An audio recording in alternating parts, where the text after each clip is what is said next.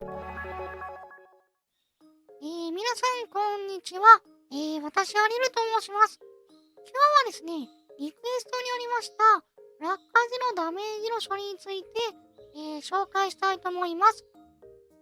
こちらは、完成後の例になります。では、まずはじめに、高いところからジャンプします。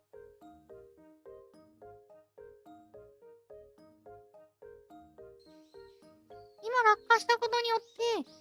左上のヒットポイントのゲージバーが下がったのはわかりますでしょうか。今回はですね、そのようにですね、ジャンプして高いところからジャンプして落下したら、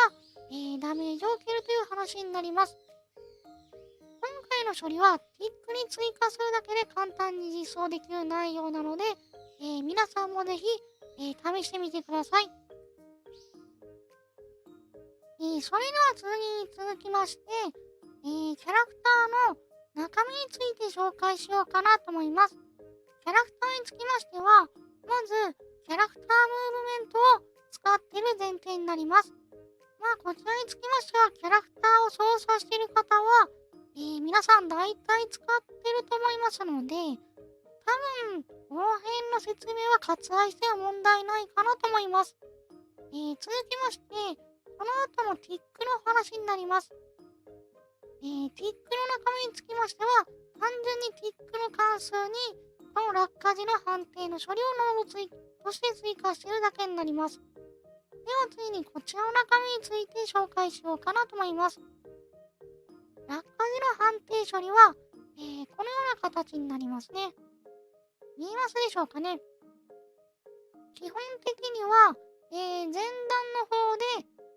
落下しているかどうかの判定、その後落下時の高さを、保持しながら、最後の方に、落下時の高さを用いて敷地としてダメージを与えるかどうかを判定し、最後に、落下のダメージを与えております。また、落下してない時の処理はこの辺りになるのですが、この際に地面以外に設置した場合、今回は、ウォーターボリュームに設置した場合は、リセットするような形の処理にしております。では、細かいところもお見せしようかなと思います。前段の落下時の処理ですが、先ほど説明した通りに、キャラクタームーブメントを使用します。キャラクタームーブメントのイズ、フォーリングを使いながら、そのフラグを使って落下しているかしてないかを判定します。落下中は、こちらの方の処理になります。落下中の場合でしたら、プレイヤーの、キャラクターのアクター情報の、Z 軸の座標を取って、これを保持しています。極力、Z 軸の中で最も高い位置を保持するように、ジャンプハイトという変数に対して値を比較しながら、保持するようにしています。ここで、ジャンプ時の最高点を取っております。続きまして、設置した時の、処理ですね。落下以外の処理の話になりますね。それがこちらになります。落下以外の処理でしたら、例えばなんですけれど、キャラクタームーブメントで、イズスイミング、泳いでいる時には、リセット、ジャンプハイトをリセットし続けるという処理にしております。泳いでいなかったら、次の、ダメージを与えるかどうかの処理として、後ろの方に、続行させるようにします。ちなみに、泳ぐ際、UE4 の場合でしたら、ウォーターボリュームっていうのを使用するんですけれど、ウォーターボ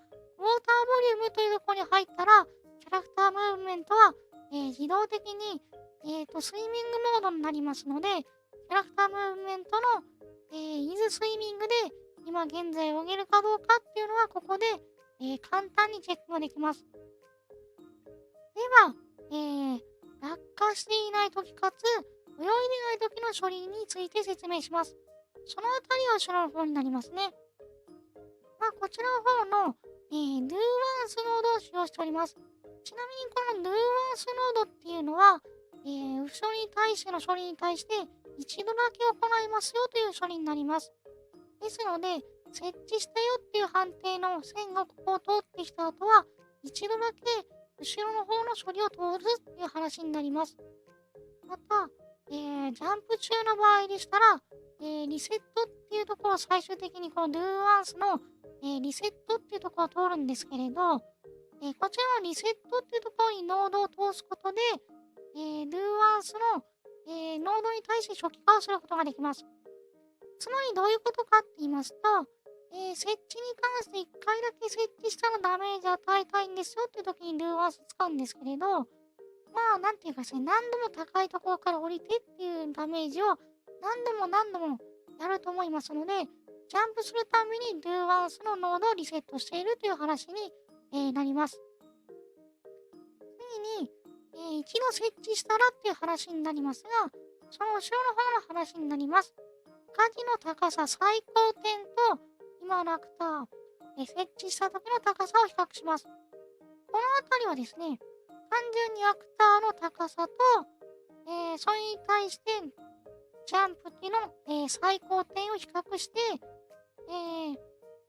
一定の高さ、ここの、ちょっと今ニューバリューになってるんですけど、この値の変数の、値入れた分だけの差が出ていたら、トゥルーを通すという形にしております。では、この差分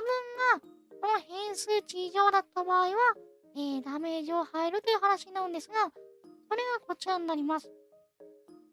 ダメージを入れるときには、このあたりは計算式が自由なんですけれど、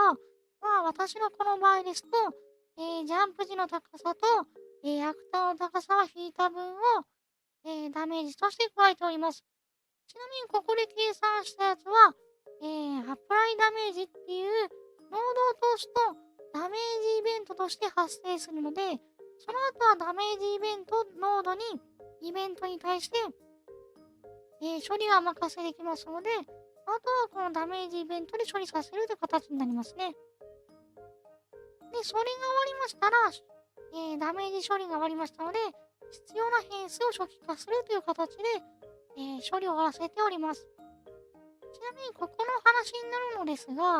ダメージ計算するときに単純に固定値でも良いですし、ジャンプ時の高さの情報からダメージ計算するのも良いですし、この高さの、差分情報から、カーブを使ったり、データテーブルを使って、ダメージを段階的に変化させるということを、この間の処理で、行うことで、いろいろ工夫することができます。あと、さらに付随してダメージというかですね、付随する情報として、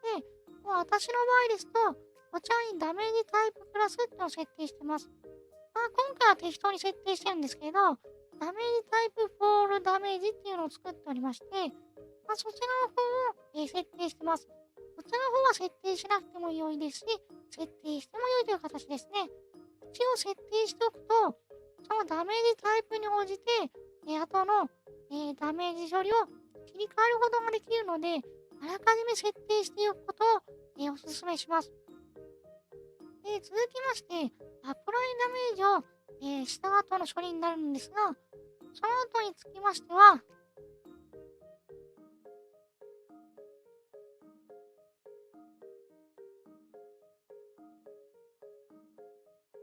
こちらの Any ダメージというイベントに通っていきます。Any ダメージのところを通していきますと、ダメージというところ、ノードのダメージというところに、ダメージの値がありますので、